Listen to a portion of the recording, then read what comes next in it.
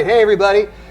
We're here with Tinsley Ellis at 3rd and Lindsley here in Nashville. I'm Ted Drzdowski, and it's really a pleasure to be here with Tinsley. We've known each other for a long time, and this man is truly a legend of American blues music. And really, you know, one of the world's leading proponents of blues guitar and songwriting. Can't say enough about him. Came up with the Heartfixers out of Atlanta in the 80s, signed to Alligator Records, has gone all around the world, more times than most of us have, with that guitar in his hand. And now he's back in Nashville, and he's back on Alligator Records too, after recording for a bunch of other labels. He's got a new album called Devil May Care, and it rocks in a real bluesy way. And I love what you were just playing there, right out of the B.B. King catalog. And I understand that B.B. was seeing him was kind of a pivotal experience for you. It really was. You know, I started out listening to, like a lot of us, the music of the British invasion. And we were listening to something as teenagers, and a guy's older brother came in the room and said, "Man, I hear you guys getting into this Mike Bloomfield and Peter Green and Eric Clapton and the Cream." He goes, "There's a guy you got to go see because he's the one they're all getting it from." And we said, "Who is it we got to go see?" And he says, "You got to go see B.B. King." And there was a time where B.B. King was playing hotel lounges, and he had to do a teen matinee. I'm sure the band hated doing that, but my dad dragged me and my teenage friends down, and we sat right up in the front and saw the real thing for the first time. And so I had to have a guitar like his, complete with the baritone knob on it. So why don't you tell us about this gorgeous old 345 you've got in your hands right now? Well, after seeing B.B. King, I just had to have something like this. And of course, I climbed up through the ranks of crappy guitars to Les Pauls to finally I was able to trade my 335 and a few other things for and some money for this 345, which was very similar to like the guitar B.B. King would have used live at the Regal, or Blues' King, or Freddie King for that matter. And one thing I like about it is that, you know, of course, like I was playing earlier, just the normal kind of style of playing, you know, it's kind of warm, you know, but it's also got this cool thing, a baritone knob on it that'll give you that B.B. King, Blues' King sound where you're... That's awesome. Yeah, it's pretty cool, and you dial it back even more, and it, you know, give that very nasal sounding. And it's got one. This one kind of sounds like you're playing through a straw or something, and kind of Jimmy Page actually. So it's got a lot of excellent features to it. It really is a way to have like a 335 and make it more versatile by having the tone filter. That's what Les Paul, he saw this guitar one time and he said, "That's your tone filter, Tinsley." So it's called a baritone, but he called it a tone filter. And it's a 1967 model, which would have been kind of in the wheelhouse of what the Kings were doing at the time with them. Yes. Well, it's terrific. Is it all stock? Have you had to change anything over the years? It is just how it was when I bought it. Fantastic. I had to replace the baritone one time, which was horrible because the repairman that did it said, "Don't ever ask me to do that again." First of all, we had to find one. Didn't want to reissue, so we had to find an old one. And then he had to dig everything you see here up through one of the pickup holes, pull it out, you know, and then stuff it all back in and put it, because there's no back plate on this or anything like that. So it all has to come through the pickup holes. Yeah, that's daunting. And there's a box, it's not just a switch, there's a box underneath, it's about that big with all kind of, who knows what's up in there. I dare not look. Well, I do love this. And I know one of the tones, I can't remember which one it was, is almost like a transistor radio. Yes. You know? So I always love that about it too. If you want to feel like you're playing inside of a little, inside of a 55-gallon drum or something. Yeah, it sounds... Turn that on and crawl inside. Yeah, and I think that's what it does, is it carves out certain frequencies to where it's, maybe they were trying to make it like what a Stratocaster would do, kind of a thinner sound or something like that, but it is quieter. And so when the band is playing, they have to kind of tone it down, and then you could hear all those kind of nasal sounds coming through. Yeah, they're cool guitars. Yeah. Now you have 3 other guitars. Well, let me see what we're going to do next. We're going to do this 1959 Rosewood Strat. That sounds good. That I got in the 1970s. There's a guy in Atlanta that sold Persian rugs and vintage guitars. Wow. And I wanted a Strat. The Vaughan brothers had just hit the scene in the late 70s, and I wanted something to play along with my Les Paul, so I went out and got this one, and I really like it a lot. It's a beautiful playing guitar, and there were times when we would always run into the Vaughan brothers in the 70s and early 80s before they were, you know, real famous and stuff like that. And every time Stevie Ray Vaughan would see me, because I let him use this guitar when he sat in, and he would ask to buy it. So I figure I'm never going to sell it because this guy likes it so much. Yeah. I'm going to keep this guitar, but I got to have something with a whammy bar, you know.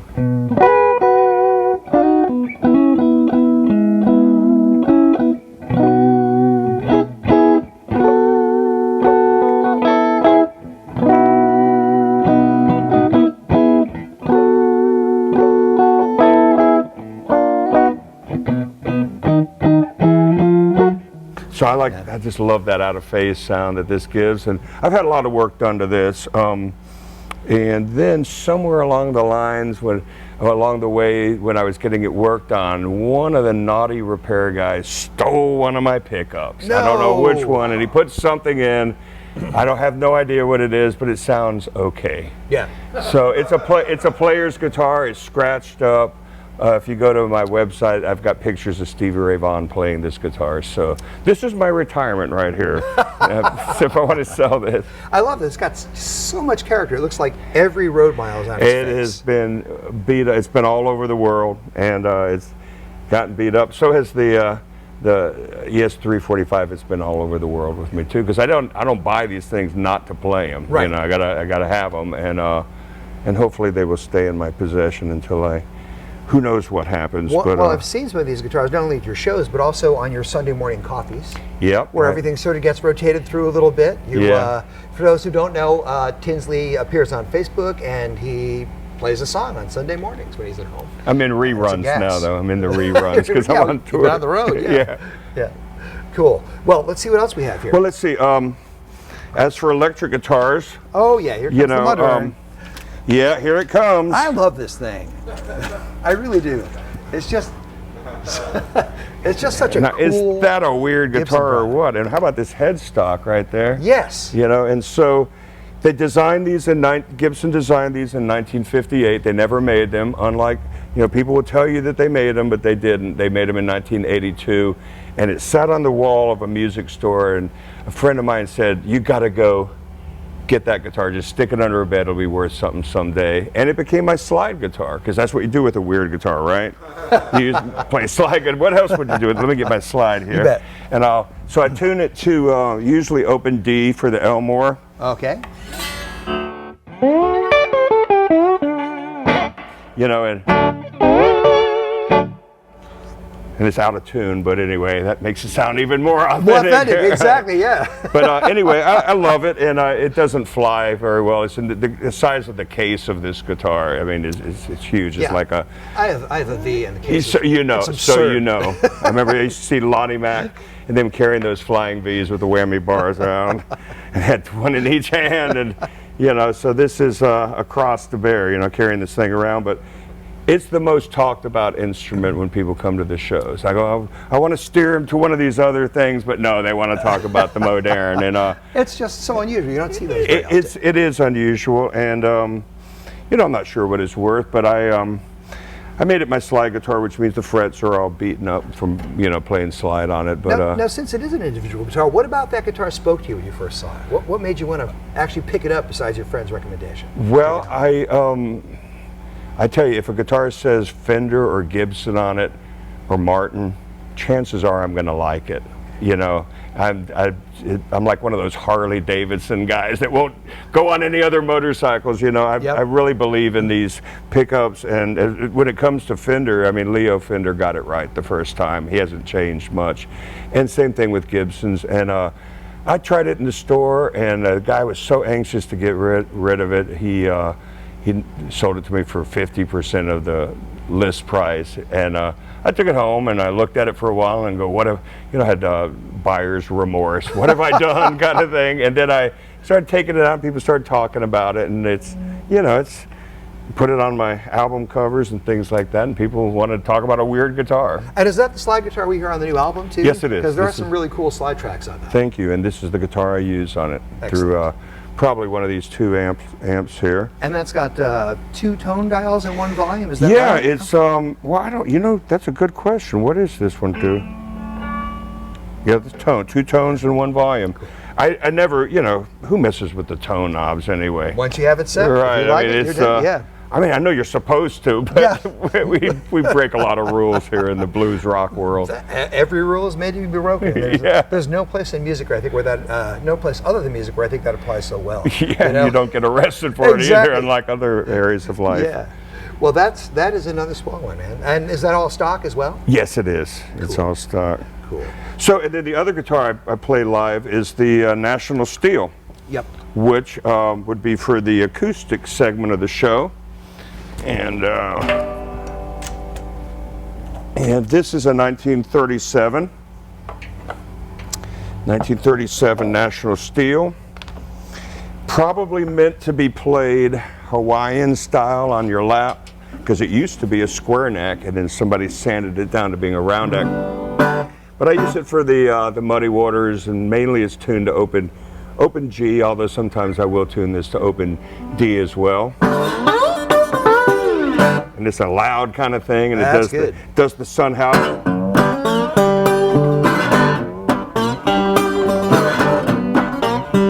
You know, it does all that kind of, you can rough it up, and I love that. And I bought this guitar, and they said, well, you're going to want to put a new resonator in there, which is like a Pi 10. It's not up underneath here. And so I put a new resonator in, and it didn't sound right. It was too exact. It almost sounded like something that would be used more in bluegrass music. And this is, so I put the original one back in there. It rattles and it's all torn up, and it. Isn't that what it's supposed to do? That's what it's supposed to do for what we do. You I know, man. I always think of these guitars. You know, it's funny. People ask me about them. I'm like, well, it's like playing a giant tin can. Yeah. You know, you have to lower your expectations, but at the same time embrace them and love them. You know? That sounds like being in the record business. High hopes and low expectations. Yeah, exactly. But this has got the palm trees thing in it. I'm not sure if you all can see that, but it's got the design on it. And you can really see some of the neck too, where the original square part is still left in here, and they've just kind of winnowed it down. It's the hugest neck on a guitar, but I think if they took any more off, the neck would probably bow. No. I'm not sure what's up underneath that, but I buy them and I don't do much to my guitars. You know, they kind of, if I like them when I buy them, and I got this one from Willie's Guitars up in St. Paul. They have a great selection of them. They're real friendly people too. And it's a relatively new arrival too, right? Yeah, this is the newest one of the guitars I have. I've had about 5 years now. I was using a knockoff of one as I was kind of learning how to do it, and I don't consider myself a real student of acoustic Delta blues. There's a few things I can do on it, and I just love that. Anything that sounds like anything that sounds like that is going to be entertaining the way I look at it. You took me right back to the father of the Delta blues record too, with those Sunhouse licks. Oh yeah. And it gets no better than that, really. I don't think Sunhouse gets enough of respect, really. I think he's overshadowed by Robert Johnson and some of the rest. And Skip James was great too, yes, and they knew how to use one of these, and I'm sure they loved it, because back in the day there wasn't a lot of amplification, and this is a loud thing. Yes, you needed to fill up a crowded room. Yeah, this guitar does not have an indoor voice, you know. So anyway, those are the axes. Now, what kind of strings do you put on this thing? God, that is a good question, but Warren Haynes told me that he recommended I put an unwound G on it, and I really like that. It makes it jump out a little more, and I'm sure that it's meant to be used with a wound G, but I break the rules once again and put an unwound G on it. A big old fat unwound G, and big old thick strings too, because you're tuning down. And do you use the same strings on all 3 of your electrics? No, I use heavy gauge strings for the 2 slide guitars, and then I use I just switch from 11 gauge to 10 gauge sets for the 2 you know, more traditional normal guitar. And are these 12s essentially, 12 gauge? Or? I think they are. I think it's like 12 through 50 something, but you know, you're not going to be stretching them much, right? Really, and so they last forever. I mean, it's a dark day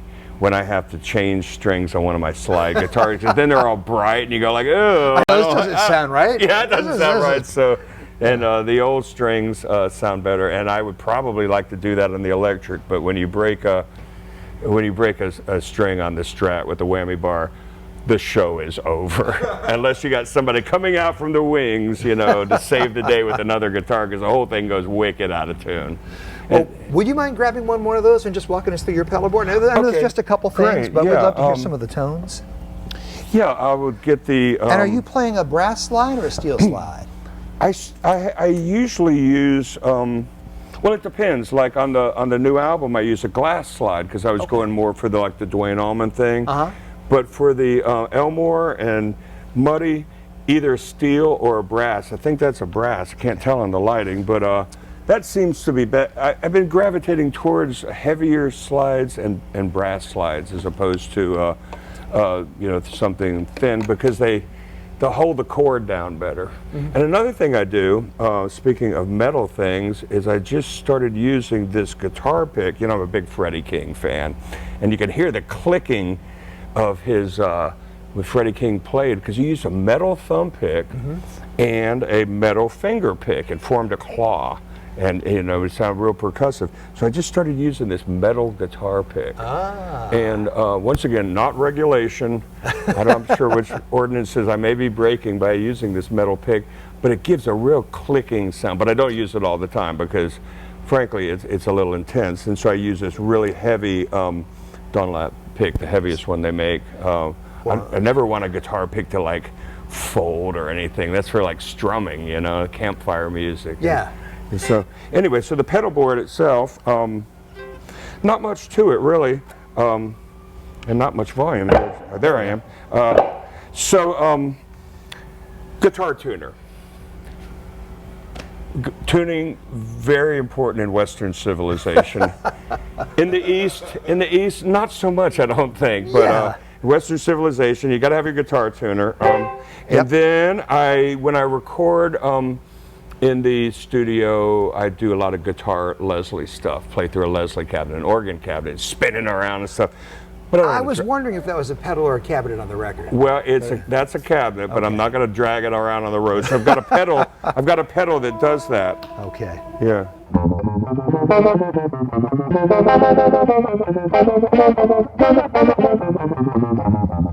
And it's called a soul vibe. Soul vibe. And they're very inexpensive. I think BBE, what does that stand for? It's a Barkus Berry? Yes, it is. I think Barkus Berry makes that pedal a soul vibe.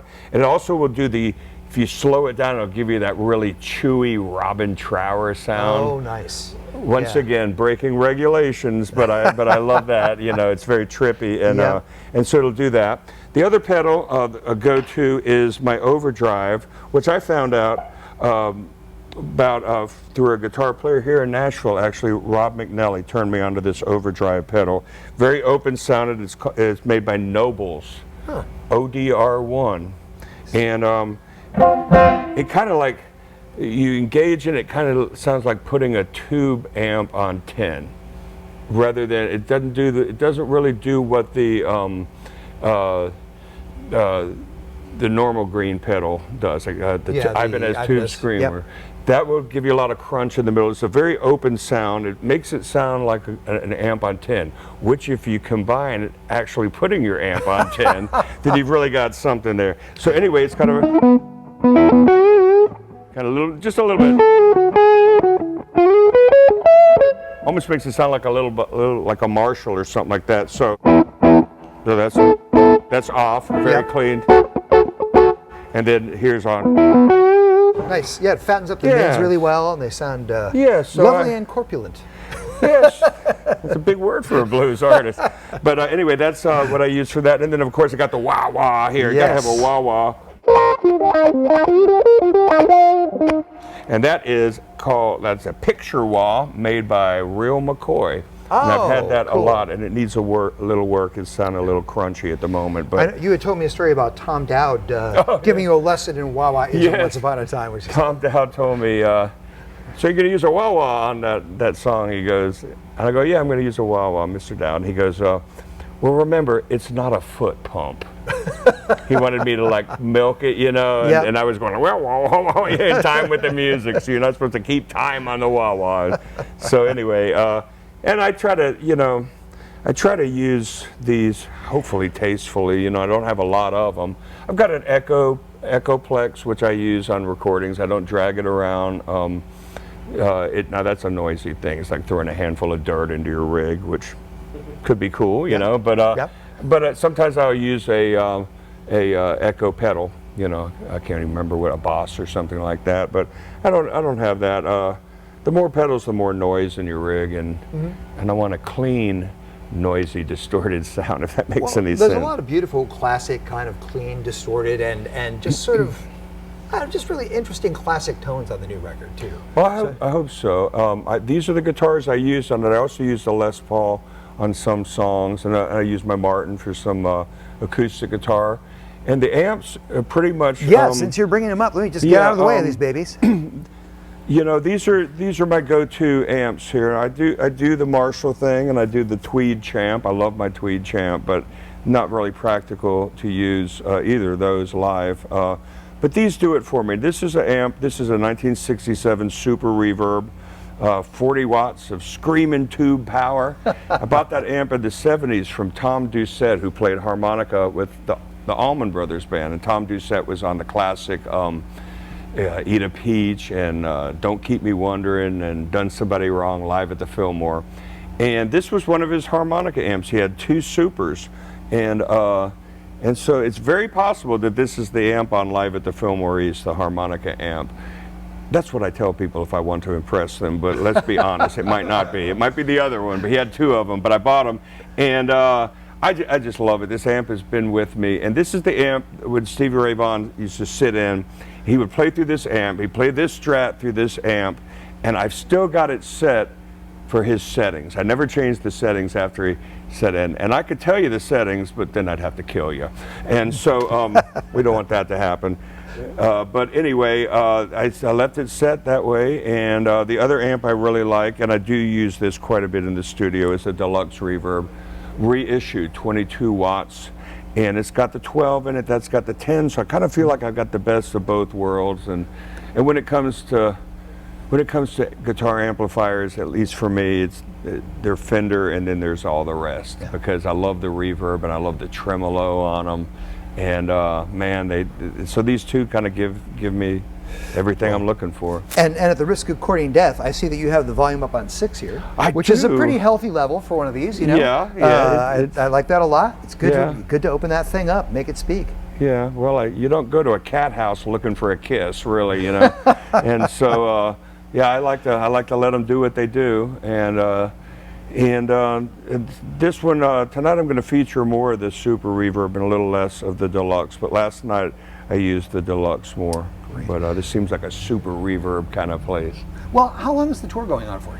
This tour is, we are about 15 shows into it. We've been all the way up the East Coast. We started on the Blues Cruise. And which was really fun. A lot of great artists on the Blues Cruise. And then we went all the way up the East Coast, up to your neck of the woods, Boston, played up there. And then back through to Atlanta to sort of recharge our batteries, and then doing some shows in Tennessee. And then we're going through the Midwest up to Chicago to see my label friends at Alligator in Minneapolis. And then through the Rockies, and then down California, and back through the Southwest. We're going to try to make hay while the sun's up. You know, I've been off for 2 years, so I mean, it's time. During which, you understand, you wrote hundreds of songs, right? I wrote a lot. They're not all good, but I did write a lot of songs. There's some weird ones, frankly, but I wrote a lot of songs, and that became the new album. And Lord knows I had enough time to write them. You know, I didn't want to lose my chops, and you know, we don't want to sit around and practice scales. You know, write songs. That's a good way to spend the time, and I'm missing that right now. I wrote a couple last week while I was at home, and so I'm looking forward to getting back in that when the tour is over, and after that we fly places and stuff like that. So, you know. Well, congratulations on Devil May Care. It's good to see you back out on the road. Good to see you doing your thing. Great to hear you. And Tinsley, do you have a website? Yes, I do. TinsleyEllis.com. Okay, go there, and when Tinsley comes to your place, go there too, okay? Thanks a lot. It's Ted Drozdowski for Premier Guitar. Stay cool.